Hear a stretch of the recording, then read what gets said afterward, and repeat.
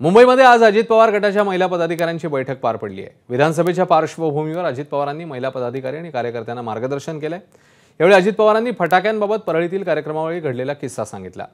बहीण पंकजासाठी भाऊ धनंजय मुंडेने आकर्षक फटाक्यांची आतषबाजी केली।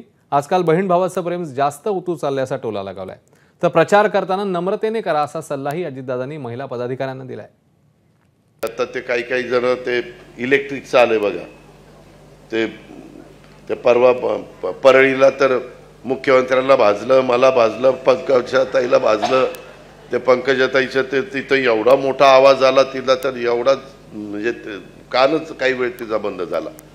तर आता मुद्दाम धनंजयनी बहिणीकरता केलं होतं का काय कुणाला माहिती, कारण अलीकडे बहीण भावाचं प्रेम फार होतं चाललेलं। आणि नम्रता प्रथम, अजित पवार सांगतो नम्रता प्रथम। आणि तुम्हाला पण जनसन्मान यात्रेपासून जरा अजित पवारच्यात फरक झालेला दिसत असेल,